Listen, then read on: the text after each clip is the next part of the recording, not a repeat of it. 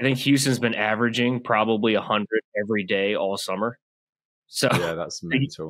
Get a breakdown to like 75 like we had this morning. I'm like, oh, damn, dude, I'm putting. But also, like, because one of the things that I've been noticing as well. So yeah, in the UK this past week we've had a heat wave, and then everyone, if you watch the news, all the maps are in red and everything. Because of course, and I'm sorry, welcome to Raisin Bread, everybody. Ben's got his tinfoil hat on right off the top of the show. They want you to hate everything you enjoy about life. So what we used to call a lovely day is now Armageddon. Or a normal summer day. Yeah. And it's just like, if this were a week ago when the calendar said August, because in this world of all gender's a social construct, you know what really is a social construct? The calendar. That is something that we made up. Or time. Just because the hot weather doesn't quite align with the 3 months that we've allocated to call summer, everyone needs to stop everything they're doing, stop driving your cars, stop eating meat.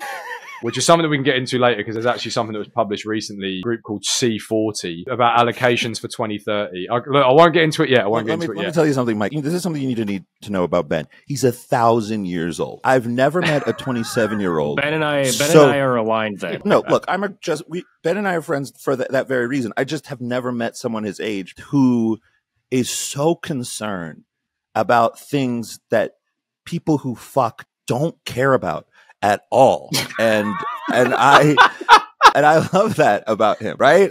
Like he'll come in a huff. I'll be like, oh, Ben, why are you in a bad mood? Fucking Danish agricultural policy this morning. Like, and I'll be like, I'm like, I don't know. It's like, wait, hold on, Ben. Like, and you get laid? Yeah, and you care about this shit? And that's the surprising part. He's conventionally attractive. Yeah, it's really upsetting. By the way, welcome to Raisin Bread, everybody. Really upsetting. It's very upsetting. It's very upsetting. Hang on, we're Ed. This is gonna be a rough one, buddy. Welcome to Raisin Bread, everybody. Another episode. We've got Mike Hobart with us. Amazing guests. We got my buddy Ben, my co-host, and my brother from an English mother. Like, subscribe, do all the things. Shout out to Eduardo. I'll call you by your name this time, but you know what I like to do? I like to call it Mike. You don't know this. I have a tradition of calling Ed by a different Spanish name every single time I reference him. Really appreciate that. Santiago? Yeah. Great work. But Mike, this stems from regular listeners, of which there are 252 of you going by our sub count. Thank you. But regular listeners will know, we discussed this in the last episode. What it was, Mike, was Baz didn't just get his name wrong and choose another Hispanic name. He went straight for the nickname. So it wasn't that he called him Fernando. It was that he immediately abbreviated it to Fern. And that, to me, is just hilarious. The fact that is real commitment. You went in. You didn't just speculate. Serial killer confidence, honestly. Hey, man, as long as you know, like, to the point where if he was here and he said, actually, it's Eduardo, you would have gone, no, it isn't. No, it's not. You know what's funny? You know what's funny is my mom actually did that to someone, but she did that to them through their race. I was dating a girl named Marta. Marta's from Sicily. She's Italian. Very curly hair, but white skin. Yeah, I know. Very curly hair, beautiful curly hair, but white skin. She met my mom, and my mom asked her if she was black, if she was mixed race, because I honestly, the only reason why I talked to Marta was because I thought she was black. I didn't realize she was. I was like, oh, she's mixed. Wow. So whatever. Yeah. No, I mean, we're learning a lot about you. She's a hot mixed kid. Look, it's easier. All right. I'm a mixed kid. You're a mixed kid. We can talk about hair or whatever. I don't know what the frig. No, I'm not. Like, what I find that's interesting is the black people I meet want me to be, so it's easier to welcome me into the fold. I also want you to be black. Yeah, I've been wanted that for a long time. Yeah. Well, because I have, if you wrote down my appearance, it would be Jewish, curly hair, hook nose. Yeah. And that happened to me once, right? I didn't realize. I thought you were Jewish. I didn't realize that a girl was hitting on me because she was Jewish, and she asked me like, "Oh, so are you Jewish?" And I said, because I'm clueless, no, but a lot of people think I am because of my nose and my hair. And then my friend when I went back to him, he went, what the fuck have you just done? And I went, what? Yeah. And he goes, you basically told her, don't Jews have weird noses and hair? That That was what you did. And I thought I was just being honest. And then, and weirdly, she lost interest after I made that remark. And I didn't understand why. That's what I like about you. Like, you're like, my mom's the same way. She's met Marta, asked her what race she was because my mother is Arab and possesses no tact. She asked her, she's an immigrant brother. She just immediately, it's like, what race are you? It's like, that's interesting. We just met, but that's fine. That's fine. So I literally just shook your hand. Yeah, exactly. No, I wish I was joking. Shout out to Ma. And Marta says, "Oh, I'm Italian. Italian. That means you're white, right? I am white." I'm just like, "You're not white," and then walked away. Just walked away. Just walked up. She just decided, not with hope, with confidence. She had just decided. She was like, "Oh no, You're lying. You're not white. Stop it. I don't know what this is. They're not here. Okay, it's just us. So you can just say." Anyways, funny thing. Why did we bring Mike onto the show again? It's because there's one reason, which is Well, there's also Mike. You still do have. And it's one of those ones where I can't believe it was actually available. How long have you had your Substack? Almost a year, maybe. Almost a year, right? So a year. And how long have you been working diligently on that? Because I don't think most people realize that. Because I've been paying attention. You write what, every Saturday? Every week you write. There is no consistency to what I write. It's literally just. I was like, I want everyone to respect his work ethic. Right. I have no work ethic. I honestly, you know what? I actually think that there's more because, like, I think that the fact that there isn't like consistency to what I write, I don't have a routine of where I force myself to write when there isn't the passion for it. Allows more quality to find its way into my writing. Particularly like the one that broke 100, and I didn't even know it broke 105,000. It's at 110,000 now for Zero Hedge. Let's back up. What is this article? What happened? This is what I wanted to say is I can't believe that this was even available because Mike has the best Substack handle on the site, which is Just Hear Me Out. And I can't believe that was available. It's such a good one for Substack in particular, because if you could summarize why somebody would start a Substack, it is those 4 words. Just hear me out. I was particularly proud of myself for thinking of that. But so the title of the article, since you guys brought it up, is what happened? Let's start this off. You've been writing for a while. You write an article on your Substack. What's it about? Any article or no? The article that got this one in particular. And I want to tell people this article in particular got published by what I would consider a pretty prestigious newsletter / sort of publication media outlet. They're called Zero Hedge. If you're not aware of whom they are, check them out. Really, really great finance / what would you call them? Kind of like fringe topics. They've really rounded out their edges. They were a lot more edgy during all the COVID stuff back in I remember. But they're amazing. But they're really amazing. They say things stuff for sure.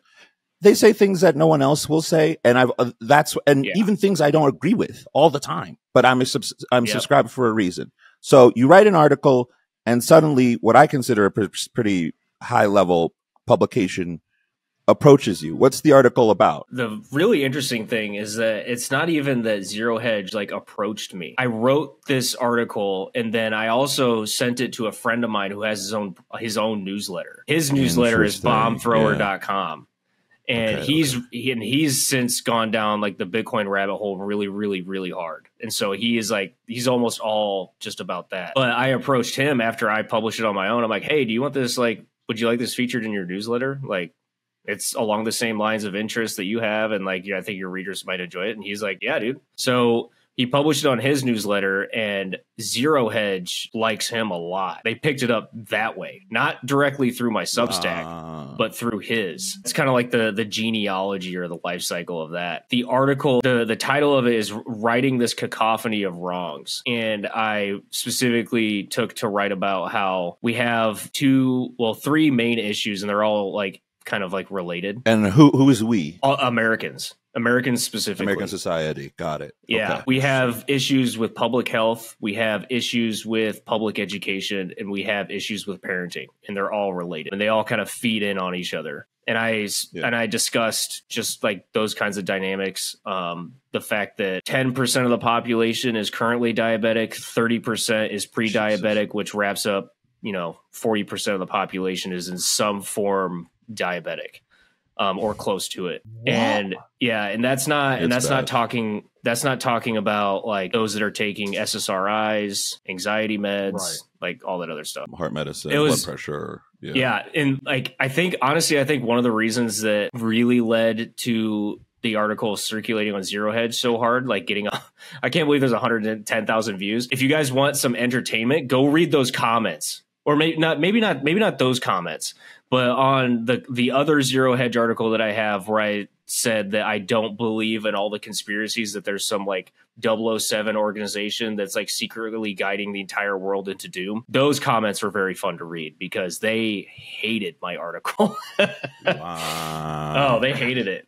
But why? Because why did they? Wait, I'm curious. Why did they? Because you were like rational about it. You're like, I think that there's a confluence of interests, and sometimes they, or something like that. Or the synopsis of that article is just that like I don't think that there's like some all-knowing, omniscient, omnipotent secret organization that's driving like all this stuff. What I think is that there's multiple different factions that are all independently motivated, that are producing negative feedback loops, and the negative feedback loop is feeding itself, and they're taking advantage of it. That's what I think is happening. Right. But yeah, and I would agree. I agree with that. That's the whole synopsis of like those articles and everything. So, okay, why do you think that article hit so hard with people? Because I'm not gonna. To me, what you wrote, it's not that it didn't have anything to say, or it isn't, it isn't your own perspective. But to me, it's like, like when I read that, I'm like, yep, this all adds up. This is all stuff I also think. I agree with what you said earlier, that a lot of us that are on the same wavelength, like we already know a lot of this stuff. But I think that there's a much larger portion of the population that knows now and has known for a while that something is wrong, but they don't know how to identify it or where. Interesting. Well, they also feel paralyzed by what to do, don't they? And it's like, especially by the economics, right. And this is the problem: is they and this is something that I feel personally, and maybe this is, to me, the totem that we've had recently that explains this is Oliver Anthony. Yeah. Who is Oliver Anthony? Oliver Anthony, for anyone who doesn't know, country singer out of Virginia, who went crazy viral with his song Rich Men North of Richmond, because he just captured, and also, well, first of all, it's country music. So I don't know, first of all, speaking as a Brit, country music is probably one of the most quintessentially American exports there is. Like, it's literally like F-150 / Silverado levels of American. Like, it's like it's like audible Cadillac Eldorado. Like, it's so American in its essence. And he does that, but then he also does it in, he uses okay.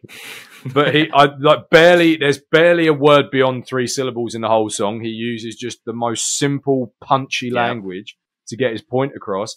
And it's like, he's not, because the other thing is, like, for example, when you read the hit pieces, which is always fun, they will talk about things like when the passage of the song, the excerpt where he says, we've got the obese milking welfare. Yeah. I knew that was the one that you were going to pick out. Like, of course, because then what you have is you have the opposite numbers going, well, what's your source? Where's your proof? What do you mean the obese and milking welfare? Show us what you mean. No, they're not. And it's just like, well, no. And then anyone who listens to that, it's not and this is where to your point, Mike, that you raise about people who are on the same wavelength, is it's people who aren't afraid to follow a vein of logic. Because fundamentally, that's what I would say is the battle that is being wagered here is, well, look, and I say this all the time on this bloody podcast, it is fundamentally, it is that Orwell quote from 1984, and the party's final request was you deny the evidence of your eyes and ears. Yeah. And so you have these people, and they hear that lyric and they go, it's a meta example. It's not about the obese milking welfare specifically. It is about people who are undeserving, draining resources of people who are more deserving. That's basically the crux of the issue. And he sums that up so perfectly in that song and in that verse. and everyone hears it, and I don't know. There's something. Well, something plus intrinsic. Like, there's the pandemic of health in the U.S. that has been front and center for decades.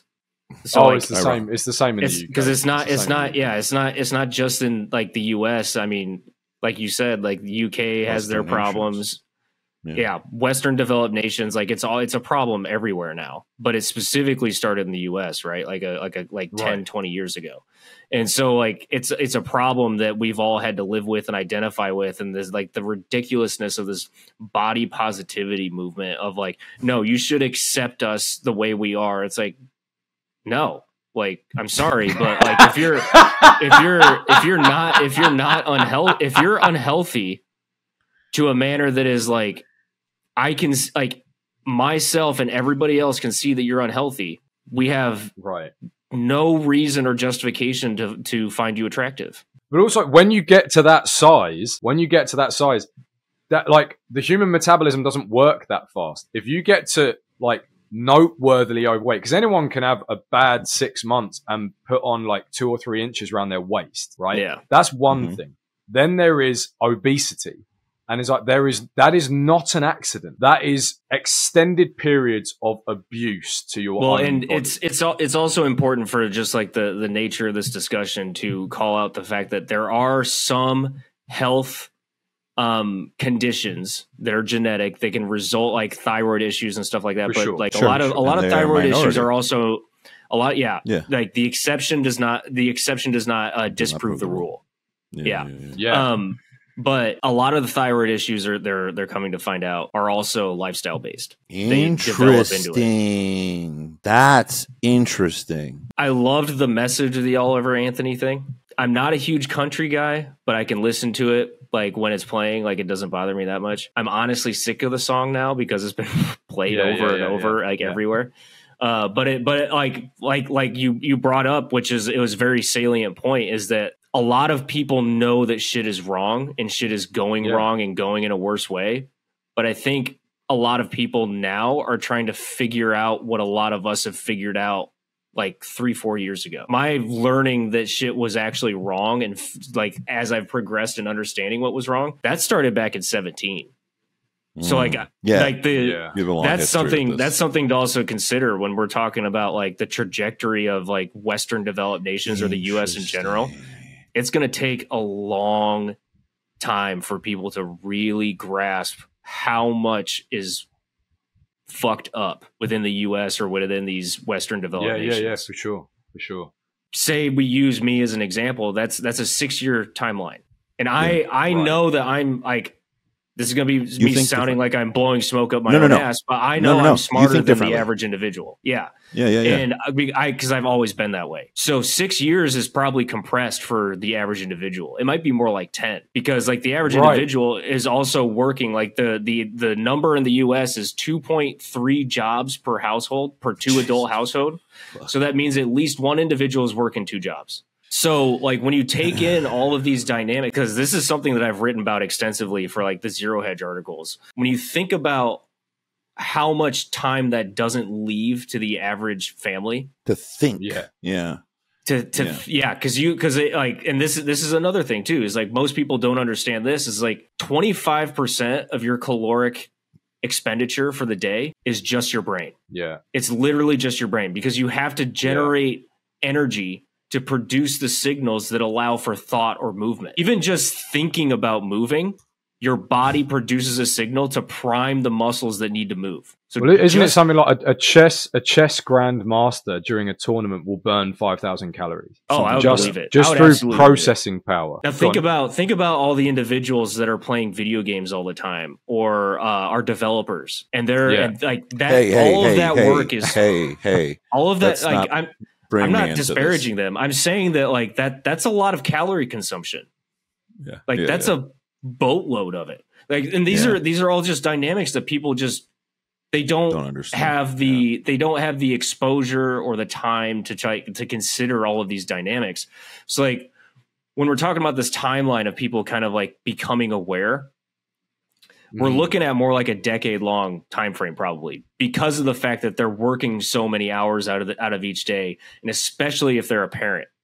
Like, if they're a parent right now, like they're already at a deficit as far as like trying to like teach their child things and then learn new things at the same time. Right. Like that's you can do it. Don't get me wrong. Like you can do it, but you have to have a really specific drive and routine and ethic in order to be able to accomplish all this stuff. Now that's just 10 years for people to get it. Yeah. Think about how long it takes to doing something about it. Think about how long it takes to execute and change things without the system collapsing in on itself. Right. Because you can effectuate rapid change, but that's either through depression or revolution. Those are like the two fastest ways, and both of those things involve it can be revolution or it can be war. You can wrap up the two into that, but it requires extreme volatility and discomfort and losing the current lifestyle that you have. And I don't think people are aware. Like when we're talking about these kinds of dynamics, like one of the most common conversation points for the last 3 years has been civil war in the U.S. Right? I'm doing air quotes. Yeah. Most people Tim Pool talking point for years. Yeah. Right. Most people aren't stopping to think about what that would entail. If there was civil war in the U.S., that's no more YouTube, or that like at least the YouTube is going to be extremely limited to certain areas. That's no more podcasts. That's no more consistent internet like signal. That's no more consistent like reliable energy or plumbing or any like. It's just a ridiculous topic to even like conceptualize. Like way more difficult or way more ridiculous to even call for. For me, it's this gamified way of talking about it, because anyone who talks about it is speaking about it as if they are removed, and so as if it's if they are beyond like it, they wouldn't be a part of it, right? And this is my biggest issue with it, is because like you talk about, because I remember saying this to somebody. I was having a chat with a friend who sort of, again, to use your, because I think it's the most eloquent way of putting it, on that wavelength, they know something's up. And he was going like, well, you know, you look at the Soviet Union, that collapsed. You look at Nazi Germany, that collapsed. You look at fascist Italy, Roman that collapsed. Empire. So, yes, it did, but not quietly. And also not with that. Like, yes, you're right. I believe, particularly how does it affect you, Ben? Well, it's the point. As a religious guy, as a religious man, I sit there and I go like, God's got me, God's got us, the truth will prevail. But then you're like, but if you read the religious texts, God usually throws in a bit of bloodshed to hope that you learn the lesson, and then things level out again. And this is the issue, is it's like in my job recently, I've had the pleasure of working with a lot of Russians and speaking to them. And then they ask me like, what's it like in the UK? Baz and I have been talking about this, about how like it's another wave of people with way more work ethic, but the same ability now coming to the, like, because these guys are working in the video game industry. But yeah, so like, but they're coming over and they go, what's the UK like? And it's like, the thing that I think a lot of people need to understand about the UK is the way I put it, and I used to talk about this on stage. I used to just do a routine that I called Life's Too Easy. The UK, so I was working in a place called Guildford, and Guildford has a castle built by William the Conqueror in around the year 1070. That's 1066 is the last time Britain was successfully invaded. Now, from a historical point of view, invasion does have its uses, because it means that you know that can happen.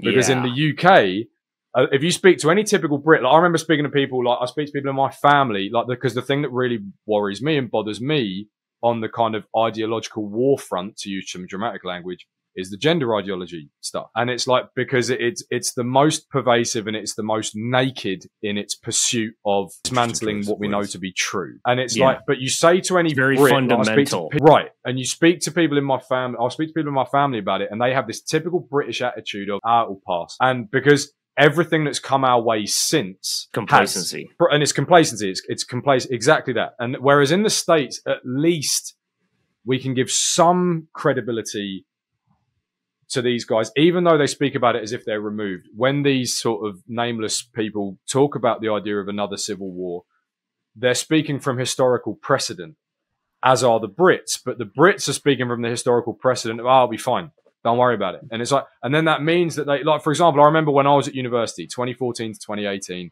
and I would speak to members of my family about like when I'd start hearing these buzzwords like white privilege and social construct in conjunction with gender, and they would go, "Oh, it's just a fad. It will change when you graduate." And it's like, no. What happened was those people graduated and they're now HR professionals. That's what happened. Like, and this is the process. They don't just graduate, leave the graduation ceremony and go, "Oh, I can see the real world now." No, they go, "I've had this fed into me for 4 years. Now I'm going to go and take this into the world." And that's part of the problem is that like there's been an aversion to looking at the whole university system as anything, as any possibility of being other than just a truth finding mechanism.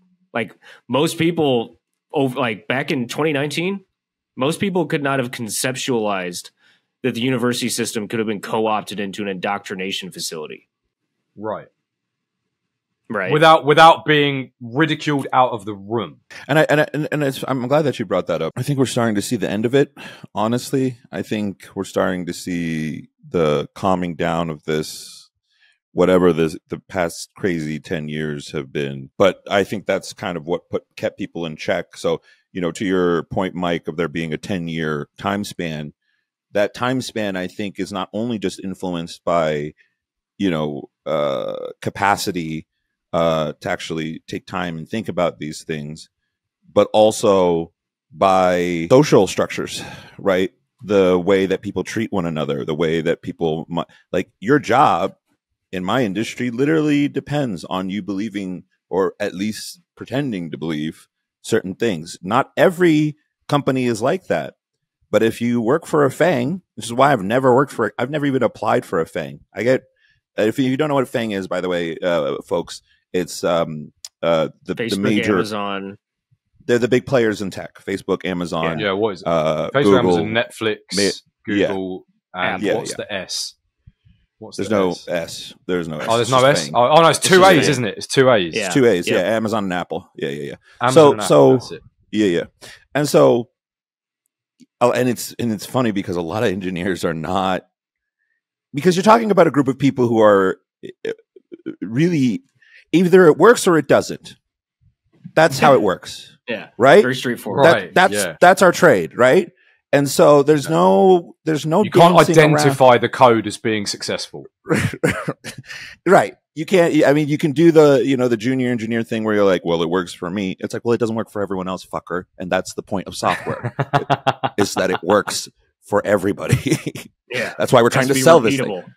Exactly. So there's this, I mean, I remember the Google guy. I have a really good friend, really smart guy, graduated from Princeton when he was 15. Then he got a master's in astrophysics, because why not, right? You know, you're 17, you're young, you got a lot to do.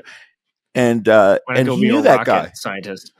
Yeah, and he knew that guy, and he, you know, I had sort of insight on that entire saga about that guy who wrote about who showed empirically how women were paid more at Google than men, and the hate that this guy received.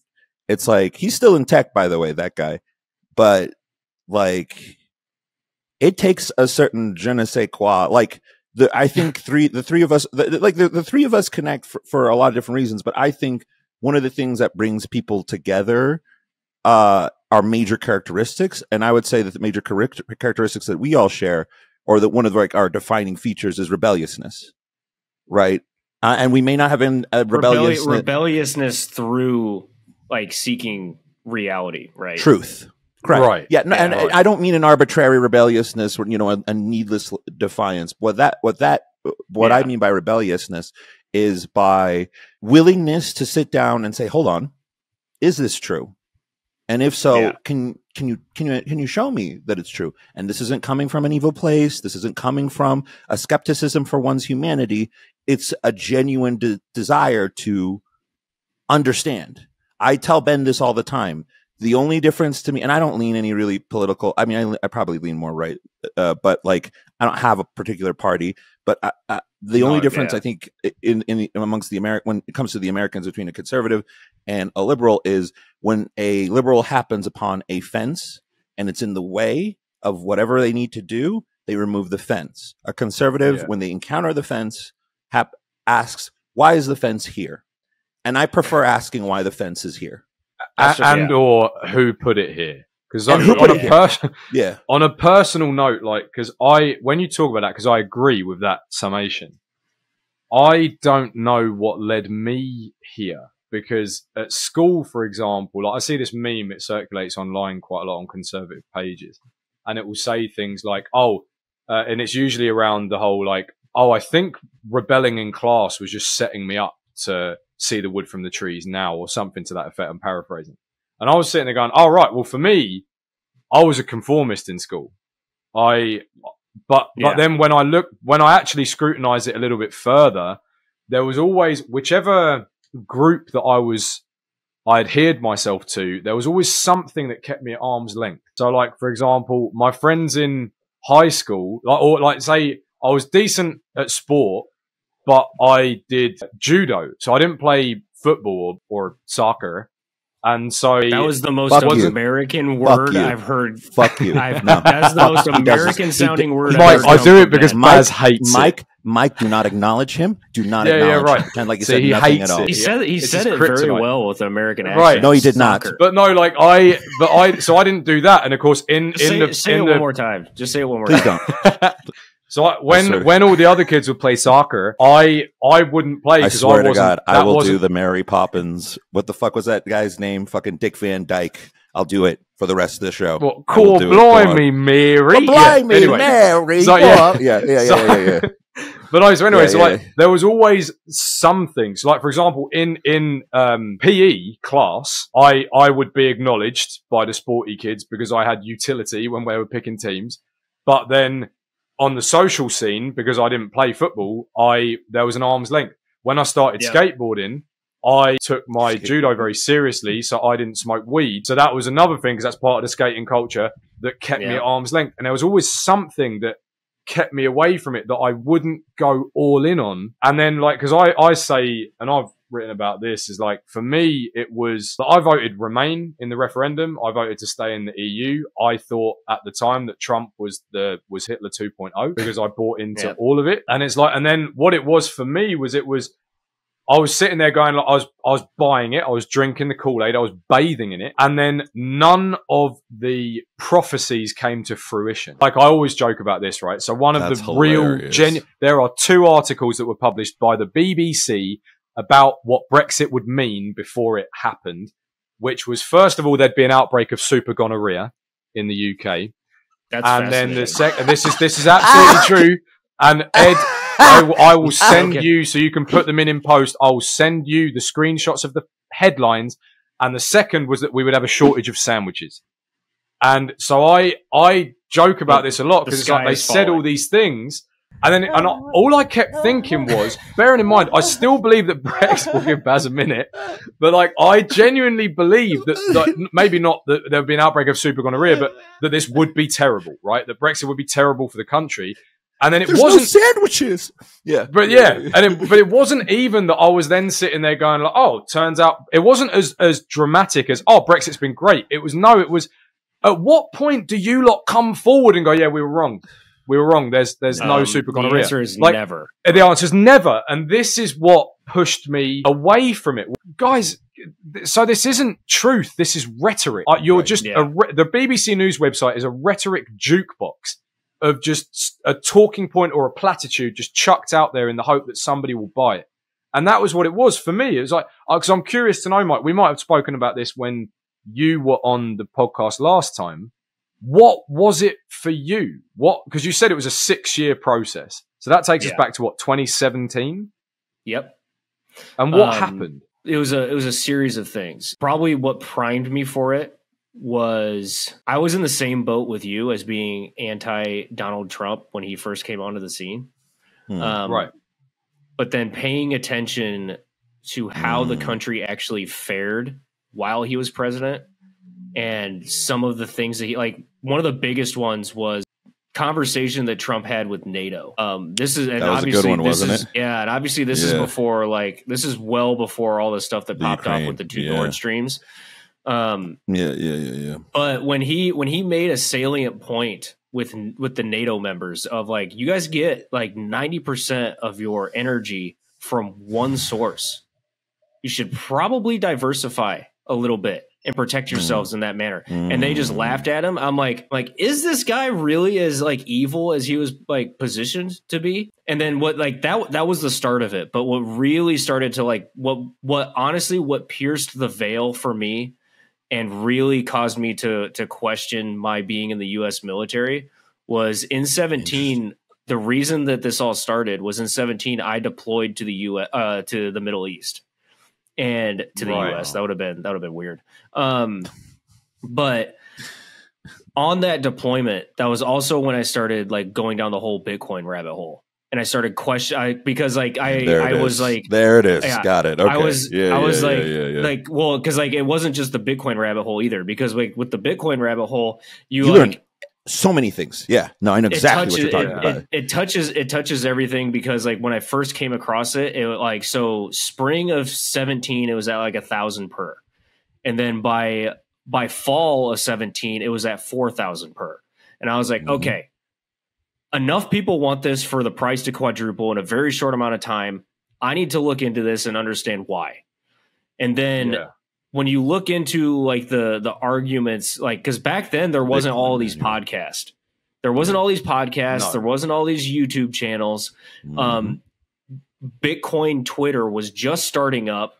But I found that like whenever I Googled something, it took me to Twitter because people were actively talking about it on Twitter, and like news updates were coming out.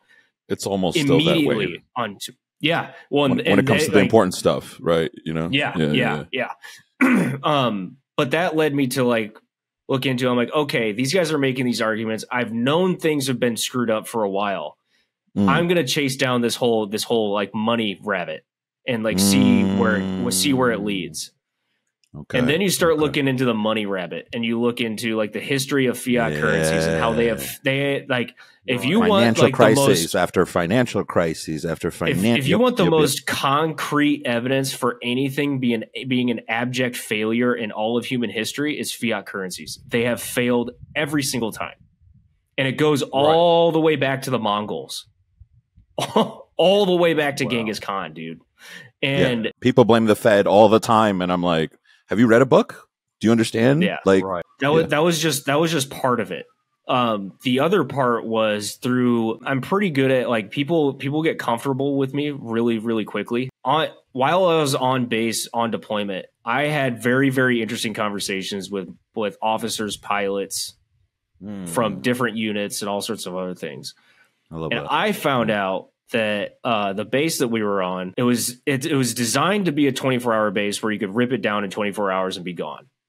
But the reason it took up a more permanent circulation was because it was plopped right on top of an oil reserve. and I was like, oh, okay. Yeah. Now I'm starting to see how games are actually played. Yeah. Because then when you understand that, then you can look at all the geopolitics that have been happening for the last couple of years in particular. It is literally it's a game of civilization. Yeah. That's all it is. Like nabbing territory to make sure that like your influence has control over this specific area. Because like for those that haven't played Civilization, particularly like Civilization 6, one of the new ones. For those of you who've had sex. Yes. Yeah. But you can use religion and culture to gain access and control of other territories. Yep. That's exactly how the world works. Yep. Yeah. And that's why I love Civ 6. You start like, so like that between going down the Bitcoin rabbit hole and being on deployment at the same exact time, I think also helped me expedite like my understanding of how many of these systems are broken. There's an article that I wrote for Bitcoin Magazine a couple years ago where I looked into the American education system. Right. It is. Why did you do that? Why would you do that? It is fucked. It is. Yeah. There's an article by Stephen Brill where he, I think one of the words in the headlines is rubber rooms. And good Lord. It's not, it sounds sexual, but it's not. No, it's not. No, I know. But I can guess where this is going. Yeah. Yeah, because like with the American education system, one of the problems is that like when you become a teacher, you're effectively an employer of the government. And there was what's your a incentive? series. there's a series of legislations that were passed under Carter, and I can't remember the other president. Probably Bush. I think Bush. Yeah. No, it wasn't Bush. It was before. I think it was before Carter. But oh wow, okay. Government employment gets treated as private property, which means that you can't just take it. Yeah. So one of the problems is that, like, if you have a bad teacher, you should just be able to fire them, right? Because if you're a bad teacher, that means you're teaching kids badly. And that means kids aren't growing up with the proper education or the proper understanding of the world. The problem is that these teachers, like, they would get fired, then they go to appeal their firing. And then the court system was so backed up with teachers appealing their firing that they would sit and wait for their court date. The state is paying their salary the entire time. And that's where the rubber rooms come in. Because the teachers are just sitting in these rubber rooms doing fuck all, like whatever they want, the entire time, getting paid their salaries, waiting for their court date to come to the court date to find where the courts are just like, yeah, like there isn't enough justification for you to lose your job, so you're going back into circulation as a teacher. Jesus Christ! It's like trying to catch an actual crooked cop. Yeah, it's like the same. It's honestly, it's honestly the like the whole thing. Yeah, but it's like the whole thing. Forgive me, car guy. It's like the whole thing with Chrysler, where they rather than what's that? Is that a tennis company? What is that? I'm not familiar. What's that? But they would put rather than fix the safety issue with one of their models, they would just pay off families if one of the customers died in an accident. Yeah, right? And they did that. It's the Aaron Brockovich. Right, Aaron Brockovich. Aaron Brockovich, Dark Waters. Dark Waters is another good one. Can you say that because we have a younger audience? What was the Aaron Brockovich thing? Why are you making that comparison? It was like the movie is a Julia Roberts movie, but it was based off a mechanism where a local chemical company was dumping chemicals. It's basically the East Palestine situation that's going on lately. Yeah. Right. A local company was dumping chemicals into I believe it was the water, and kids and families, there was just rampant cases of cancers. Kids were dying at extremely young ages in like astronomical amounts, or numbers. And so the whole Aaron Brockovich thing was that she was a lawyer that, like, she was driven by ideology, not by legality. So, or morality would be a better way instead of ideology. Yeah, morality, 100%. She wanted to chase it down because it was the right thing to do, because people were getting hurt extensively and there was significant human suffering occurring. Not just stopping at the fact that these families are like accepting settlement because, like, with the amount of like medical bills that were racking up, they couldn't afford to say no to money. I think Dark Waters is a very similar. For those that want to watch it, it's on Amazon Prime. It's a Mark Ruffalo movie. It's another great example of the entire situation. Yeah. I mean, now what do we talk about? I mean, you know, here's the thing. I mean, I could go into Mark Ruffalo and the genius of being the only Marvel superhero who didn't have to work out for his role. I could speak on that extensively. No, seriously. Like, does he work out? He does. It's very, very clever. Very clever.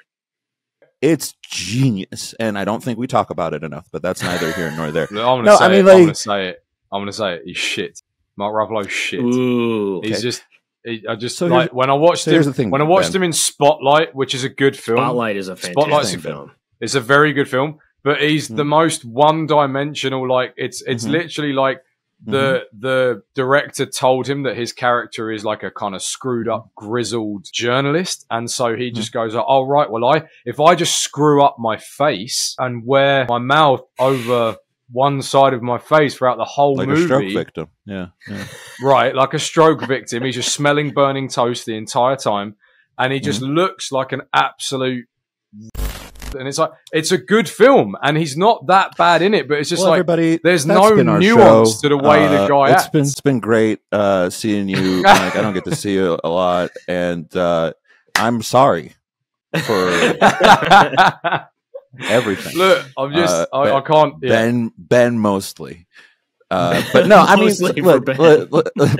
mostly Ben embarrassed. At least he's drinking the wine properly. That's because he's British, and he's going through. You just got to get the pinky out, dude. That's all you need. By the way, did you know that you have to keep the pinky out because, like, aristocrats used to keep their pinkies out when they drink? I'm not joking. I just learned this. Aristocrats. It's not for maintaining the cocaine fingernail? No, it's not. That's what I thought. You laugh, but I was like, it's probably drugs. It's not drugs. No, it's that they take spices and they spread it on either in the drink or on the food or whatever. And you didn't. If your finger was wet, holding a cup, you obviously wouldn't be able to get as many spices. But that's neither here nor there. Welcome to Raisin Bread, the podcast of tangents. This is the same kind of bullshit avenue of like eating caviar with bone. Like, have you heard about that? Like, why do you have subscribers, bro? Like, why do people? Look, I don't know. I don't understand. Like, Sagar, 252 of them now. Sagar, and we don't even work. We haven't been working that hard this summer. Well, I just want to know what spices they were putting in the wine. Let's cut ourselves some slack there. We have, but not on the podcast. There's been things happening in our lives that have affected the podcast. Yeah. So subscribe so that we can then make this our full-time gig. And then donate us some Bitcoin. Speaking of Bitcoin, did anyone get that? Love that. Textbook. I'm so good at this, you guys. I'm so fucking good at this. You guys need to get like a QR code you can throw up on the screen. Listen, we're not that tech savvy. I know I'm a software engineer. This is bad branding, dude. Look, here's the thing. Bad branding. You're a software engineer and you can't figure out how to put a QR code on a screen. I don't know. I don't know what that would entail. What Baz does is, look, he just exclaims a Hispanic name and says, "Take care of it." So, and then somebody comes along. It just coincidentally, our editor is Hispanic. So shout out to you, Santiago. Take care of it. Two things. One, out of context, that is a wild thing to say. Baz is really used to Hispanics taking care of his problems for him. He never takes care of anything on his own. There's usually a Mexican within reach that takes care of it. I mean, that's great work ethic. That's right? Number one. Right. Oh, yeah. I forget about that, yeah. Number two, he's Portuguese, so he's going to love that a lot. He's going to be like, okay, so they think my name is Santiago, and they think I am Mexican. So this is really great. That's going to be the email I get from him. I quit. I wouldn't blame him. I couldn't even get mad at him. I'd be like, you know what? I love you. But no, I mean, so, Jesus, I lost my track of thought. Sorry. I just wanted to talk about Bitcoin. You got a coy look in your eye when the word Bitcoin came up, so I think it was that. Yeah, I think that's true. Well, I am a bit coy when it comes to Bitcoin. I always pretend to feeling a bit bullish. Yeah, I mean, I like to. I don't know about you, Mike, but I used to go into the Bitcoin rooms and Twitter Bitcoin spaces and be like, I don't even know what Bitcoin is. Like, I don't know why. I just love doing stuff like that. I'm like, I don't know what. And then I would something technical would come up, and then I would actually engage in the conversation. But there's just a part of me that will always remain a scam. Throwing for a curveball. Yeah, well, I just like pretending not to know anything. Like, I like telling people I don't know how to read. That's like my favorite lie. It's so much fun to say that, though. It's like I don't know how to read. I don't really know how to read. But you write. It's like that doesn't mean anything. I'm convinced I've just memorized a lot of words. Voice to text. Yeah, absolutely. 100%. See, for me, my accent inhibits me from being able to pull that off. We just assume you know. They just assume you're intelligent. Yeah, right. If I went into an American room and said, "Yeah, by the way, I can't read," they go, "Yeah, okay. Is this your irony? Is this that irony we're always hearing about?" Okay. You're playing cricket and pickleball on the weekend. Shut up. And cricket is crazy.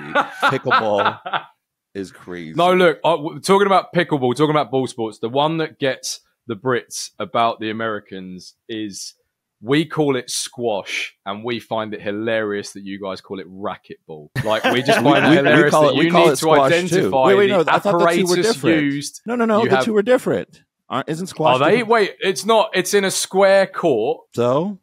The rules are different for squash. Right? The rules are different for squash than for racquetball. What's racquetball? Okay, I might have put my foot in it here. And Ben, what's funny is because I was going to say, Ben, with your accent, you can go into a room and you just become leader of that room due to the accent. There's just something the same. It looks. It doesn't matter. It's not the same. I think there's something inherent to the American spirit where we hear an English accent and we stand at attention, and we're just like, he probably, it's like that colonialist part of us that's just like, he's probably the leader. You know what I mean? Going down the whole like Bitcoin and banking rabbit hole. Even after getting this back on track. Yeah. Even after the American Revolution, right? Yeah. Even after the American Revolution, like the British banks set up everything for us. Why? So how are we beholden to them? You were going to say. Well, you look through the history of the U.S., like we continuously tried to establish like our own fiat currency, and it continued to fail like multiple times. Like the I think it was like the Confederate dollar or something like that. Like failed. Like there's multiple times between like the colonies, the American Revolution, the Civil War, and then up until like the actual greenback, where we attempted to have a U.S. nationalized fiat currency, and we always printed it into oblivion every time. It's a good job we're not doing that now. Taught in the American education we're not doing that system. now. Yeah, no, right? No, yeah. Well, history does not repeat, guys. It does rhyme though. I will say, is this what inspired? Because you've always been pretty knowledgeable. You and I, it's funny because you and I know the same people, but they don't know that we know each other. Which is because, like John, I know John Fakori, I know, American Hodl, I know all those guys, right? Yep. And you know those guys too. And it's just funny that we're connected that way. And you and I never really talked about BTC, but I always found it funny that we were just like connected in that way. And I'm curious because what's the name of your new Bitcoin podcast? Which, by the way, listen to it, by the way. Here's what I like about Mike, multiple things. But what I love about Mike is he presents really, no, seriously, I'm serious. You can only have one. Settle down. Okay. I understand. I also come from, what are you, Catholic? I was raised a little bit Catholic, but I don't pull any theology. But you can't handle compliments, is my point, and you feel guilt when it rains outside. That's my point. Yeah, that's my point. That's my fucking point. Right? And you want to know how I know that? Because I'm Muslim and we're the same way. Because when it rains outside here, I'm just like, yep, that was me. I probably have something to do with that. So that's why. For the record, I love when it rains. Okay, that's fine. It doesn't matter. The point is, take the fucking compliment I'm trying to give you, Mike, which is you are able to explain complex information. Let's, not in front of, we're supposed to, in private. We're supposed to do that in private. That's, how I feel about our sexual tension. In all seriousness, he's able to take really complex information, take our complex information and present it in a way, this compliment is never coming out. Present it in a way that is what you English fucks would say, the man on the omnibus, right? Like, or the man on the street is the American phrase, right? You are able to take that, diffuse that information and explain it to people. And by the way, that is a non-trivial ability, which is why I'm really excited about your Bitcoin podcast, which is called Bitcoin Veterans. And the reason why it's Bitcoin Veterans is that, first of all, we're all a part of like the whole Bitcoin thing. Secondly, we're all veterans. So, there's the branding. But like the kind of idea was to specifically speak to both veterans and currently enlisted. Is one of the biggest problems that I've identified with trying to have the conversation back in 2017 and continuously with both my currently enlisted and veteran friends is that there's a misattribution with loyalty to the United States of America. Go into that. What does that mean? A lot of people think that the US dollar is American. And that's not true. When it comes to soldiers swearing an oath, we swear an oath to the Constitution, not to protecting the dollar.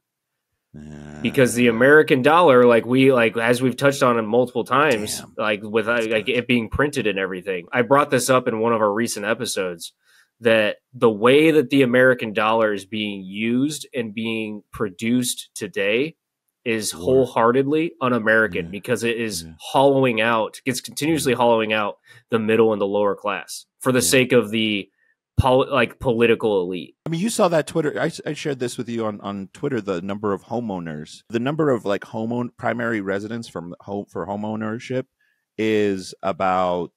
It used to be about 65%, so nearly 70%. Now it is. So what does that mean? What does that mean when you say that 70% of homeowners are primary as in what it means is not they live in the where home they own. They live in the home that they bought.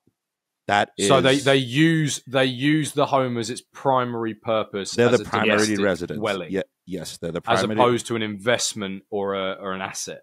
Correct. Yeah. And now the percentage is down to something like. And thanks for the clarification. Now it's like about 47 to 50%, something like that. Yeah. So there's a margin of error. And Grant Cardone has a lot to answer for. Yeah, nobody should buy a home. Yeah, I know. Because that's all. Yeah, nobody should buy a home. Just rent one of mine. You want to know? That's basically that guy's whole pitch. That's his thing. Yeah, no. I saw that. I thought to myself, and I thought of you, Mike. I was like, that's how? It's not good. How? Like, look, I know all of us here kind of lean a little bit right. I'm a first generation immigrant. I've had to work my ass off my entire life, and I will continue to. However, there is such thing as a society, and there is such thing as macroeconomics, and there is such thing as sustainability. And it seems on the social front, we are failing. On the educational front, we are failing. And now we're failing in what was the key to, like, how do you get ahead in the United States? You don't own money. You own assets. Assets are what get you ahead generationally. Yep. And now we're losing that too. Specifically the accumulation of assets so you can pass it down generationally. And that's a terrifying prospect. I don't even know how else to say it. When I saw the numbers, I was like, this can't be right. Because what that ultimately says is this next generation will be not just worse off, but significantly and unrecognizably worse off than the previous one. And I don't know. It's because they have nothing to build from. But this is why the podcast is important, because I don't know if people know that. And is that the goal? Like, what's your goal with this stuff? Right. Well, so an interesting thing with like this whole conversation is that my own mother came around to the point of bringing up that she goes, I think my generation really screwed your guys over. Good God. Like, which would be like the Gen Xers. Yeah. Yeah. Actually, I mean, sorry with the boomers, but yeah, I'm sure Gen X didn't help. Yeah, the boomers. But the reason is that like they were the last generation that effectively had the entire meal served up on a silver platter. Mm-hmm. Mm-hmm. Like, because if you think about there's a section of time between post World War II and up until about the 80s or 90s, golden era. Yeah, where all you had to do was just buy an asset, which back then, like, you could buy a house for like what, $20,000, like about. Well, and that would amount to what, like a year's worth salary or something like that. And a car was much less. You could buy these kinds of assets, even when adjusted for prices today. So I want people to know that. Yeah. You could get these assets, and then all of the policy and decision that followed after was just printing more and more money. And the point is that a lot of people I've noticed they conflate the two different kinds of inflation. Like, there's price inflation, which is like, supply demand basis, but then there's currency debasement, which is inflation, which means is straight from Milton Friedman, right? Like Milton Friedman, he states because one of the ridiculous talking points of the last couple of years is that, like, when I heard my friends that have mortgages and homes, they would talk about, my home is up, 40-60% or whatever. But like it's not everybody's home is up 40-60%. Right. Which means you technically actually lost. Because I was going to say the problem is now is that people can't sell their homes and then move into a higher quality home because all the homes are up. The point. Correct. Yeah. Thank you. Fucking banger. That's that's the point, because it's like the only time that it has any sort of benefit is if you're getting out. Like, say if everyone's homes are up, that's fine if you're getting out of the housing market. But if you're trying to stay in the housing market, nothing's changed. If you're trying to move, like you say, upgrade, well, unless your salary improves, you're stuck. Because I was actually going to bring that up. Like, what's worse is that the wages haven't been increasing commiserately for the last 40 to 50 years. Well, actually, I think it's 60 years, like since 1971. Yeah. Well, like wages have been flat while the inflation has roared up and to the right. Yeah. Well, there's also, isn't there the point as well with like a lot of this has to do with population increase, because the reason why an asset no. Okay. So there's both of you, Ben and Boz. There's a book that you guys should read. I've been trying to get as many people as I can to read it because it's fascinating and it's really well done because all the receipts are provided. It's Tailspin by Stephen Brill. He's a lawyer, and he wrote that article I brought up earlier about the teachers. He wrote a book, like Tailspin is specifically about the degradation of America, like, and where he's identifying like a lot of the issues. The reason why I say it's not population increase is that when you look at a lot of these dynamics, like one of the dynamics is he mentions healthcare.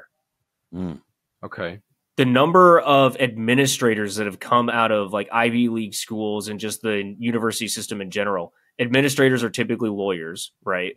The number of administrators specifically at hospitals, I think outweighs doctors. Yeah, there's more admins than doctors. Oh, it outweighs doctors 100%. But I think it was almost like it was an order of magnitude greater. Yeah. And what it has led to in the last like 20 years is that healthcare costs have gone up by 700%. And because you have these specialized classes, I can see where this is going. Okay, so you have these specialized classes, and they create boundaries and barriers, which make it impossible. Moats. Yeah. Oh, what does he call them? Moats. He calls them moats. Like a castle. That's like genius. A castle with a moat. That's fucking genius. That's fucking Because there's a guy we've been trying to get on the podcast for a while. Ben, you know his name. Rhymes with. Oh yes. What's his name? It rhymes with Richard Creeves. So it rhymes with Richard Reeves, and that's his name. And I'm mad at him because we've liked him for so long before he got famous, and we invited him on, and he always denied us. And I was like, no one knows who you are. Come on, man. Be nice. Like, now they do. Now they do. Yeah. And now he's well, it's like because sorry, go on, Baz. Go on. Yeah. So my point is this: Richard Reeves has a really interesting point, like a book about that, whose name is escaping me, but it's the same idea, right? There's this Boys idea, and Men. No, not of Boys and Men. It's a work previous to that. I'll have to look it up later. But the argument he states: everyone thinks it's the ultra rich that guard against class ascension. Reeves reveals it's actually the lower upper class that is most likely. So not the ultra rich, the normal rich, the quote unquote standard rich, right? The lawyers, like millionaires, the doctors, the ones that have just entered, basically. Exactly. They could be millionaires. They could not be. The point is they're in the 1% in some aspect or form, right? And they are the more likely to keep these barriers up for other classes, to keep them from ascending into their own, which I always thought was very interesting. And if you compound that with what you just said, when you compound that with what you just said, we're not talking about the ultra rich, are we? We're not talking about business creators. We're talking about administrators who would probably classify administrators and politicians, yeah, and people who classify as not necessarily, well, some of the politicians, if you're freaking, yeah, but the normal ones, quote unquote, right? I just think of what's her name in the fucking wine cellar, the speaker, the former, what's her name from San Francisco? Pelosi, just in the do you remember when she was in their wine cellar during the pandemic, and she was like, "Guys, everything's fine," and it's like, "Yeah, you're in a wine cellar worth millions upon millions just of drinking the lockdowns away." Who are you? But those are the people. Right? Those are the people who are preventing ascension. And I think that the fact that you hone in upon this now, I want to I literally just bought the book just now on Amazon just because of that one. And Mike, you're absolutely right, because you brought it up earlier about the kind of the un-American nature of the economic policy. It's unconstitutional because it is hollowing out the lower and the middle classes. Yeah. And it's like because those are the ones where historically, like you say, it was just the ethos was effectively, you will be rewarded for being sensible with your money. That was effectively the crux of it. If you don't spend frivolously, you will be rewarded in the long run. Yeah, right. And because this is something like, because in the UK, what's funny is we look at America. Russell Brand said this on Bill Maher over the summer, which is the world needs a strong America. Yeah, and I couldn't agree with him more, because it's like when you're a kid in the UK, and maybe in the rest of the West, maybe Western Europe in particular, the US is LA and New York. That's what the US is. It's either I'm walking here or it's Hollywood. That's it. That's all you've got. Then you grow up and you realize, oh, actually, America is everything in between, and it's the real. They're the real, like, it has the same cultural diversity as Western Europe, but under one flag. Mm-hmm. Yeah, and when you learn that about it, and when you hear Russell Brand say the world needs a strong America, it's like America endorses this class mobility. Because Britain doesn't. Britain has this. We don't just endorse it. I mean, I would say it's false, but we used to rub it in everyone's faces. We used to rub it in your guys' faces. Well, it's the quintessential part of American dream. The American identity is that mobility. Because in the UK, we have, like, I heard one guy once. I think it was Gavin McInnes, say that it was like he compared Britain's attitude to the Indian caste system, and it's like and he's right, because I had this joke with somebody that I was speaking to really recently, where she said like, I'm working. Well, she said and she was like, I'm working class, and it was like, but you're privately educated, and she was like, oh well, but then, and she went to a Russell Group University, which is the British equivalent of the Ivy League. So she went to and it's like, and she was like, but my dad, when he came over here, had to do really working class jobs. Like, yes, and then he got out. He clawed his. But it's not even about you. Like, you could be working class if you had to do that job now, but you don't. Your dad grafted. Such is the fact that Britain has that economic system. We're clinging onto it by our fingernails, but it's still there, sort of. He moved out of that band, and now you are way more comfortable. And why is that a problem? Like, it is nothing. Yeah. There is nothing wrong with saying there's nothing wrong with overcoming struggle and triumphing over that, or remembering your family lineage and that your dad had to struggle. But you should say that I'm no longer working class and no disrespect to anyone who is, but you should say that with pride, not with shame. And this is where it comes from. Is like, there is this thing of like she wants to be identified as working class because there is a stain maybe it's in American culture as well. And I think it probably is, especially amongst our generation and younger. There is this kind of pervasive, no, I want you to see that I'm struggling, but here's me in Dubai on Instagram. Can I propose as to why that is, though? This is conjecture. I think people are much smarter than they ever let on. I don't think people are. I think people can be dumb. Do you think that's a constant? I will disagree with that one. I don't think it's a constant, but I think people possess wisdom in manners and in ways that surprise me all the time. And so I just presume I can learn something from another person all the time. And so I won't disagree with that last point. The reason why I say that is this. I think there are those who understand that they stand in the way of other people seeking what they have. I think this is resource guarding, and then this is a way of them psychologically protecting themselves from the fact that they understand, maybe not consciously, but maybe even subconsciously, that they are part of why other people can't climb up for this or that reason. Now, is it every person? No, I don't think so. But there are certain because they're occupying a space that somebody else could be filling. It's more than that. It's not only am I occupying a space that someone else could be filling, I'm occupying a space and fucking doing I forget the football player's name. I'm doing a hard, push against anyone else from coming up to standing on the platform with me. Right. If it's not just enough that I'm taking someone else's space, because people are fundamentally selfish, they don't give a shit. If you're taking someone else's spot, who cares, right? You could say you care, you can pretend you care. I don't believe you. It's the fact that other people perceive me as stopping them, because that's danger. Now you're exposing yourself to danger. Now you're exposing yourself to potentially even violence, right?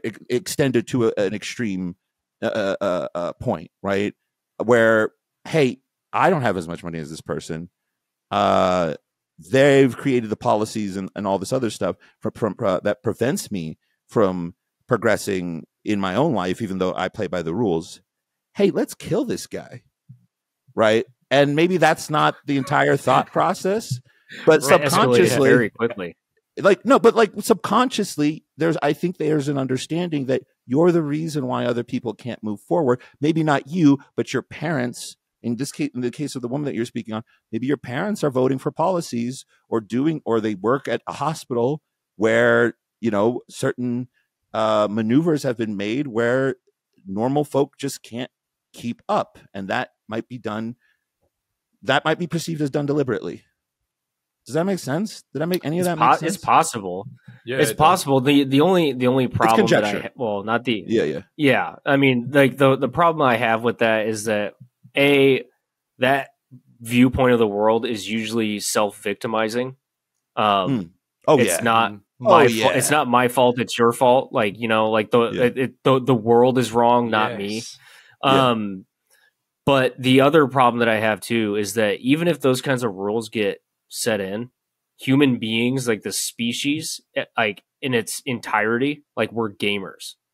So if this is the problem with regulations, like you can't just regulate away certain behaviors because human beings are gamers. Like you establish a rule set, we will find a way to benefit either within the rule set or in a way that the rule set doesn't conceptualize or account for. Right. Yeah. And that's why well, touching back on the Bitcoin space, that's why with the whole crypto shit, that's why so many people have been allowed to make so much money for so long is by taking and stealing and scamming others, is that the regulation rules aren't there yet. Like there was a way to get around crowdfunding of resources for projects that didn't have a single line of code committed, to where you could just dupe people into giving up their money. You could look at the code. And it's the same system. You could look at the code as an engine, bro. I cannot tell you how many empty repos I've seen. I wish I should have kept the empty repo counter. I should have created just with all because you remember the last cycle. It was unbelievable. But yeah, go on. Yeah. I'm sorry. No, that was my point, is that when you have people that are trying to blame the previous, because you can place you can absolutely place some blame on the previous generation or whatever, whoever's in the power seat, you can place some blame, but the rest of the blame is on you. Mm-hmm. If you can't figure out a way to ascend through the rule set that they've established, then maybe you don't have the capability to do it. Well, it's also, to build on that, it's also this point of Is it are you assessing the reasons, or are you seeking an excuse? Because it's like, it's absolutely fine, like you say, to establish, here's how we got here. Great. Now what? And like, because this is it's one hell of a segue, but it's like, because this is my problem with the modern conversation around mental health, particularly depression. Is in no way am I denying it exists, but yeah, and it's like, because. As I remember, so speaking from, this is probably 5 or 6 years ago, and I was feeling, I had some, an event occur in my life that led me into what we might call a depressive episode in hindsight. And so I went to therapy, and at the end of the first session, she went, I'm going to diagnose you with depression. It's like, cool, way ahead of you. That's why I'm here. I don't want a diagnosis. I want a plan. I'm calling upon you to observe me from outside me. I know I'm feeling negative. Now what? What are you trying to say? 6 weeks. Yeah. Go on. What are you trying to say? A female therapist didn't have the tools needed to. Did I say she? You did say she. Ooh. Yeah. Okay, because she was female. Okay. Oh no. Even if you didn't say that, I'd know. I would have known. Ladies, but no, it's for hey, me. Ladies. It's like, yeah. It's like for any therapists in our audience who happen to be female, no harm intended. You suck. But like it's no, they don't. I've had some brilliant ones, You're right. But it's like it took her 6 weeks to go like, okay, so what are you doing day to day? And it was like, I'm bearing in mind, I didn't know any of this at the time. And it was like, right. And then it was like, oh, right, well, right. And so, and it was like my physical regimen, because I was still a student. So I was training a lot when I was at university. And then that stopped because this was the summer break. And then she went like, oh, right, well, maybe you need to build up that physical regimen again. And then I started going to the gym. And then crazy, it really, really helped. What? You could have just like slid in my DMs and I would have done it for free. What? Yeah, you see, yeah. But you were too busy being deployed into the United States back in 2017. And it was like, and this is the point, is like, it's not me saying that it's not real. It's me saying like, I have it's like, I really hate how the investigation stops at the diagnosis. And it's just like, and like you say, it really comes back, whether we're talking about economics and how we're going to persevere and progress in this world, or whether it is individual mental health overcoming those challenges. I don't care. It's like, we seem to use historical precedent as a crutch rather than a launch pad to go, right, now where do we go? Now what do we do? And that's where it needs to change. But I think there's people who are making a change. Well, it is sexy. Whenever you hear about somebody triumphing, that is sexy. No, but I mean, we like individual like stories, sure, but I'm talking about macro successes. Okay. But this is why I think the Bitcoin podcast is important, because I'm guessing Mike and you and I are on the same wavelength on this matter, and Ben too, right? That's like one of 3 solutions, maybe one of 2. Well, okay, so actually, like I'm gonna do some autism dumps on you guys real quick. Firstly, here we go. Suddenly, I feel at home. Go on. one of the issues, particularly with like the mental health. So like Ben, I wrote an article on my Substack called Discipline RX, like the secret solution to depression, anxiety, and like all these other things. I agree with you that it doesn't just stop at the diagnosis. I think that there's also multiple things happening with regards to mental health. Is that the medical system as it's set up, at least in the US, I don't know what it's like in the UK or in Europe, but the medical system here in the US is not set up to actually find solutions to the medical problem. No economic It is incentive. to engage. Yep. Yeah, it is the economic incentive to engage in rent-seeking behavior and keep the problem continuing by just managing the symptoms instead of providing a solution to the problem. been going to the Church of Alan Roberts. Don DeMarco. I wish we had sound effects to do the Don DeMarco sound, because that Ed put the Don DeMarco sound. Yeah, because that's. But he's right. But that's also a system that is contributing to the whole hollowing out of the American middle and lower class, because it's just accumulating the dollars from people when it could have been it could have been like in your example, it's like, oh, you just need a gym membership.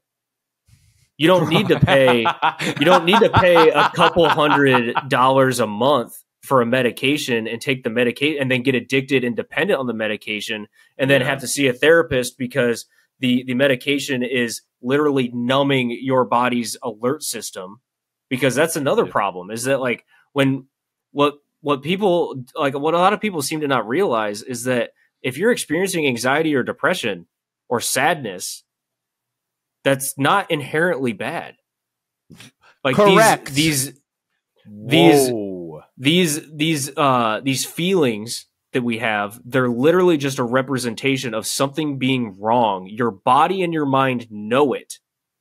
And they are trying to give you the signals to make changes in your life to get to because like if you have anxiety, you're anxious, you're unless you have like the exception does not disprove the rule.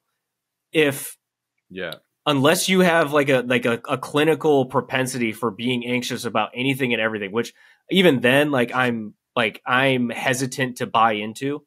Because a lot of individuals that I've met that have the clinical anxiety is really just they have anxiety because they haven't experienced enough of actual life experiences to understand what is worth being anxious about and what isn't. Or they don't work out, in my experience. But yeah. Yeah, and that's usually coincides with it. But what people need to understand is that like if you're experiencing anxiety, there's a trigger for it.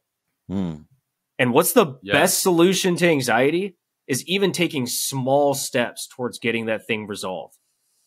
Yep. Like if you're anxious about finding a job, then go and shoot out some applications. All of a sudden, like magically, it's crazy. You're going to start feeling better. If you're anxious about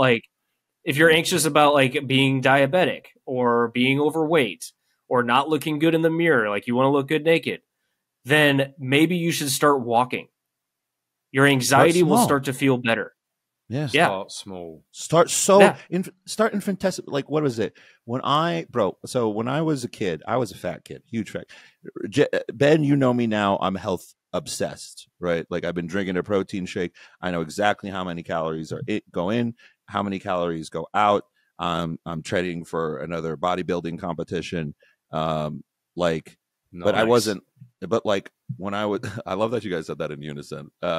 Jinx, you owe me a Coke. Yeah, but people don't believe me when the first mile I had to run 20 minutes when I was like 15 or 16. It took me 20 minutes. Yeah, I was so out of shape, and the thing that has guided me, the rule that I really want people to like take out of this, besides all the wonderful things that Mike has said. Whatever your thing is, I don't care what it is, start small. With our podcast, we did terrible. Our first episodes were terrible. We still think they're terrible, but we did them, right? When it comes to exercise, so what? I ran a 20-minute mile. I don't give a shit. Now I can run a 7-minute mile. No problem. Yeah, it's better than exactly. It's kind of like the thing I think about is this. Let's say me, Mike, went on a road trip, Ben, and on the way to whatever destination we were going to, one of our tires blew out. We have two choices. We either fix the tire, find another tire, replace it, right? Fix it, no problem, keep on going. Or do we just give up on the journey right there?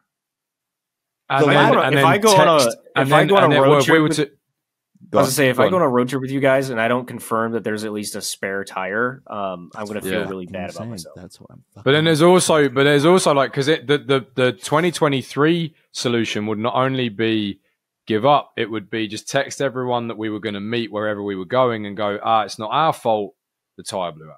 Well, blame the world. Right. So, yeah, Trump enabled badly manufactured tires, and now we're stranded by the Firestone side of and Trump's fault. But there's one of like the other autism dump that I wanted to give you guys would be another solution to the current problems that are at hand. And it ties into Bitcoin. One of the issues that not only the U.S. but the rest of the world is experiencing right now, it really got pulled forward because of the war in Ukraine, is the energy crisis. Yes. Like we're at a massive deficit as far as like the supply of electrons versus the demand. Especially if we're trying to like, especially if we're trying to get into the future. And the reason is that the expansion of energy generation infrastructure requires a step function relationship with the expansion of society broader. So what I mean by that is that like as society as population density is going up and like just like a continual like kind of like curvy line, right? Infrastructure has to expand at a step function along with it, because you can't just like expand infrastructure at the same pace, because you have to be able to expand the infrastructure a little bit out ahead of what is capable currently. And then you have to let the demand kind of like almost supersede it a little bit to where you can justify expanding, because it's almost all government spending, right? At least government subsidized nowadays. So what gets really interesting here is Bitcoin mining, because what Bitcoin mining does is it provides highly competitive, consistent, perpetual demand for energy. And it is buying 24/7. It's buying 24/7, 365 days a year. It doesn't take holidays. It doesn't need to sleep. It doesn't need to take breaks. It is constantly trying to gobble up as much energy as possible. And and the way that these miners are accumulating consistent revenue nowadays is by using what's known as mempools, which is where I don't know little bit. Explain that to a noob like me. I don't know. I can't remember what the acronym. I'm assuming is supposed to be like a membership pool or something like that. But how mempools operate is that it allows it's kind of like a software kind of like interface to where it allows multiple miners that are geographically distant. Like it can be anybody in the world can plug into a mempool that's mining, and they can contribute what their Bitcoin miner has as far as production of hash rate, and this is going to need another explanation. So hash rate, or what is based on the rate of hashing is literally just sending out guesses to the Bitcoin network to try and find the solution that is required by the network to complete a transaction, a block of transactions in the blockchain. So, and then this that's based off of the difficulty adjustment, which means that as more energy or as the hash rate continues to go up on the network makes finding that solution that everybody's trying to guess, which is it's not a specific solution. It's just a solution within certain parameters. It can be numbers of solutions. As everybody is trying to find that solution, as more and more people are contributing to the network hash rate going up, which is determined by the speed of transactions or blocks being completed, which it should be around 9 to 10 minutes. As that time gets shorter, which means that more people are contributing effort and energy to the network automatically updates every 2 weeks to make it more difficult. And then if the time becomes too long for those blocks in the blockchain to be completed, then the difficulty automatically lowers. So it's making sure that it's staying within this range. So back to the hash rate. Hash rate is how many guesses miners are shooting out. Bitcoin miners are capable of contributing their hash rate to a pool where all the individuals or participants within a pool are working together towards one specific goal. And they're combining the power of all their memory, because remember, there's a lot of memory powering all of this. Hence why they're coming together as a pool, right? So Yeah, they're all because like the odds of like solo mining right now and then like finding a block are worse than winning the lottery.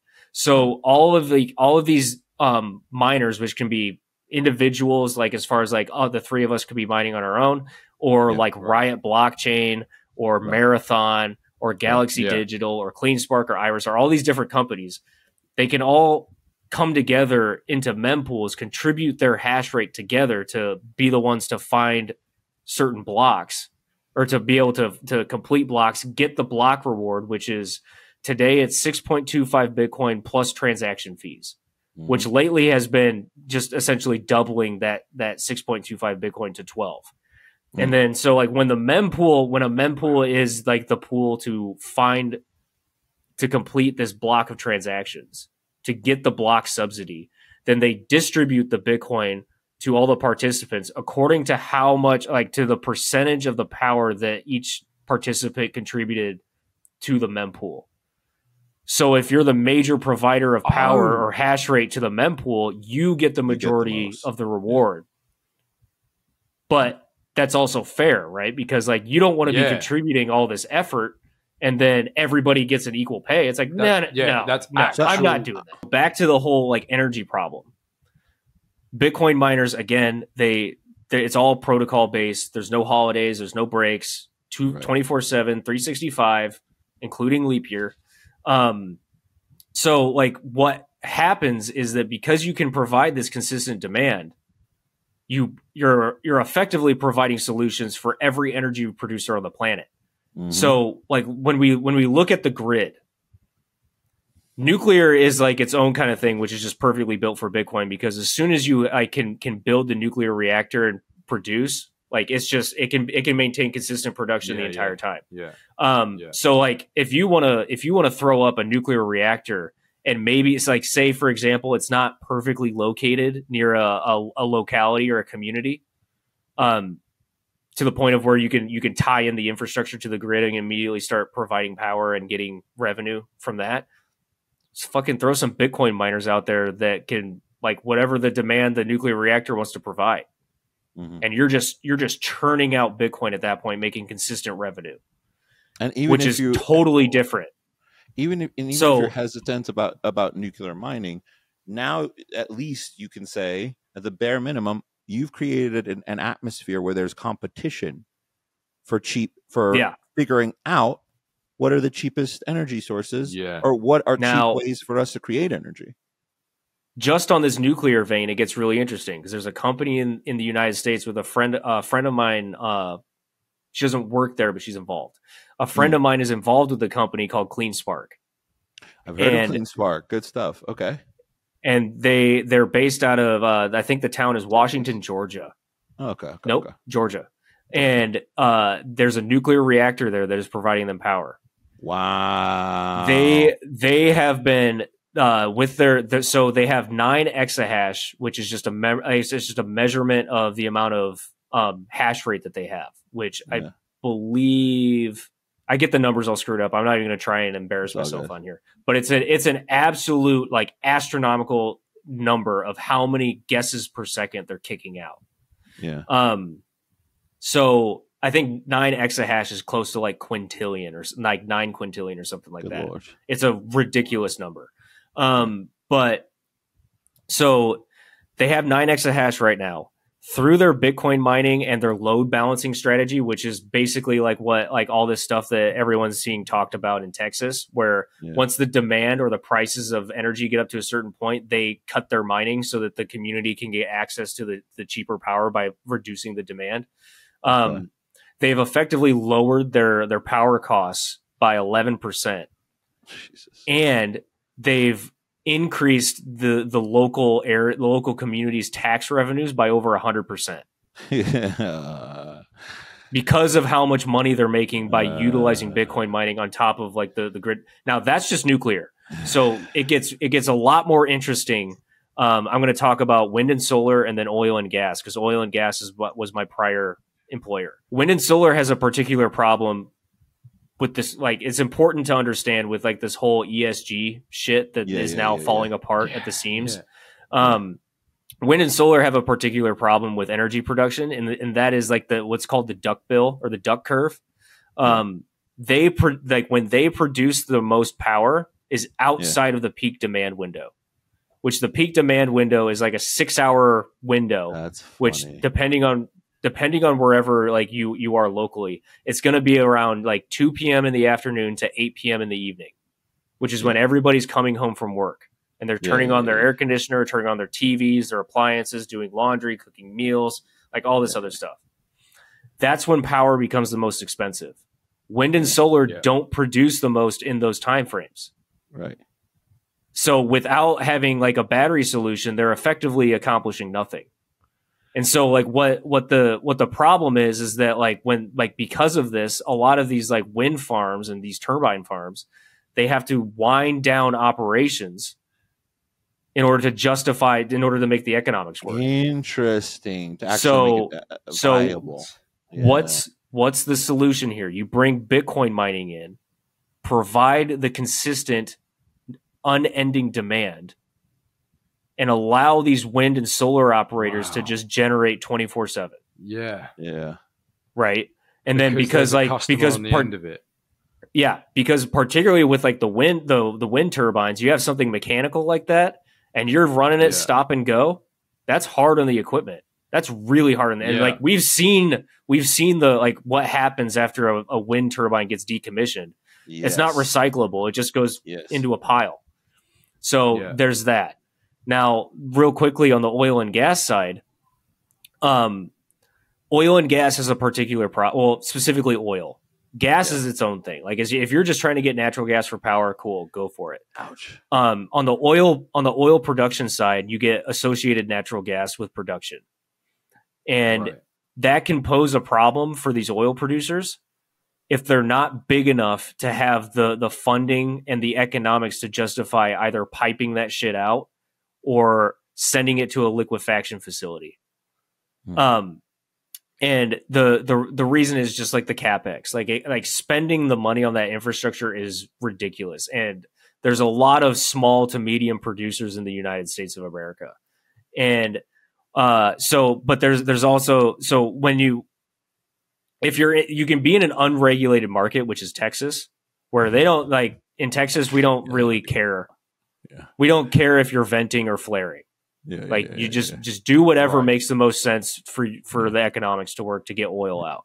The problem with that situation is that you're literally burning or releasing a resource that is very, very valuable, which means you're either releasing a resource into the atmosphere or burning it, and you're effectively burning or throwing away money, which is what really turns on these guys' eyes. So like with oil production, if you have this flaring event or this venting event, if you have associated natural gas production, you want to earn some more money. Hook up a generator, like purify the natural gas, hook up a generator, power some Bitcoin miners, make some revenue on top of selling barrels of oil. Weren't there some young kids who did that?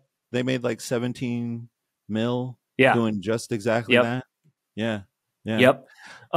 Now it gets really, really interesting here with regards to regulated markets. You know what's going to have to happen, Mike, is we're going to have to invite you back for a part 2 because one of us has to go. I won't name who, but it rhymes with Ben. And sorry. Okay, no, that's fine, man. No, I to be honest, I'm going to be spending Ben the rest loves of the this evening, stuff. my evening. I just because like for me, I told you it was an autism. I don't want to. Yeah, well, there's the undiagnosed autism, but there's also I just feel like I've been attacked this entire episode. But go on, yeah. You're amongst allies here, you Aspergic fuck, and I don't swear on this podcast. But anyway. For me, like let's make a compilation Bitcoin. Of him swearing, but go on. Yeah. I got into Bitcoin because of the principle of it, right? Like almost purely because of self-custody. Yeah, like because I saw what was happening. Like there's a podcast, I've mentioned it a million times on our one, called The Weekly Skeptic in the UK. It's a great, as the name implies, The Weekly Skeptic. It follows from The Daily Skeptic, which is a great news outlet, news publication online. They're fantastic, run by Will Jones and Toby Young. And the Weekly Skeptic is their podcast, and it's like, and I'm always inspired by those guys, and they talk a lot about what we're talking about on our podcast, right? But they're a bigger operation, and it's like, it's this whole thing about self-custody, and that was what drew me in originally. That was it. And then I've slowly but surely been uncovering this information. Then through speaking to people like you, like I've said this from the top of when Raisin Bread, the inception of Raisin Bread is like, oh, I'm the representative of whoever is out there in the audience who knows as little as I do. Like I dived in head first because it was like I just believe in what this thing is, right? I just believe in this idea that like trying to explain a hardware wallet to somebody where it's like, well, it's like the bank vault and the teller and the bank, but also none of them all at the same time. It's like, as in, and it's just like how Schrodinger's I'm slowly vault. but surely learning this stuff. But then these incentives for it, and I'm there going like, someone, for the love of God, for the sake of my own intellectual development, present me a downside, because I can't find one. Yeah. But it's like, look, I'm really sorry. I'm going to be the instigator to wrapping this one up. Thank you guys so much for watching. Here's what we'll do. Here's what we'll do. Here's what we'll do. I'll sync up with Mike, see if we can do a part 2, because it's great. It's sad we got into some real nice meat. I want to do that. And before that, Substack. Check out Mike. The Substack. It's Just Hear Me Out. Just Hear Me Out. He's on Twitter as the Mike Hobart, and I always emphasize the because there are 2 E's. I'm not just saying it to sound ostentatious like or Shakespearean. Okay. Yeah. Got it. Like Dhee. Mike Hobart. And Mike and Hobart are spelled exactly how they sound. You should follow him. Phonetically correct. You should follow him. He's just as funny as he is informative. I always enjoy I'm serious. I always enjoy interacting with Mike and a third guy who likes to remain anonymous. And then also make sure you check out the podcast. Yep, Bitcoin Veterans. Bitcoin Veterans. That's on YouTube. Bitcoin Veterans.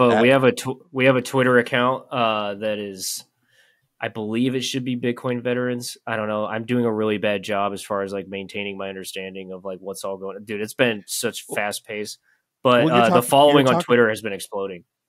Well, you're talking to guys who are really good at maintaining consistency in certain things. So yeah, I mean, you should feel embarrassed. Follow Mike there. Follow Mike there. Follow. Listen to the podcast. We're definitely gonna have Mike on for a part 2. It's sad because this is actually the stuff that I think. I mean, all of it is important, but this is really, really, really cool stuff. Especially if you're into cryptocurrencies. Like, subscribe, or if you're not. Sorry, I'm going to emphasize that. Or if you're not, that's true. Like, because because there's no pitch. Yeah, this is just a dispensary how of information. It works. Yeah, right. Either you're into it or you're not. Follow me on Twitter at HalfRicanHodl, HalfRicanHodl. Follow Ben at Ben Has Words. All right, I got it this time. Yeah, there you go. Ben Has Words. Yes, I was primed. My assistant, my handler primed me for it. And follow Raisin Bread Talk. Subscribe again. Follow Jim Weeb Fam on Instagram. That's our buddy. I'm going to call him Jesus. And thanks for joining us, guys. We'll see you guys. Thanks, everybody.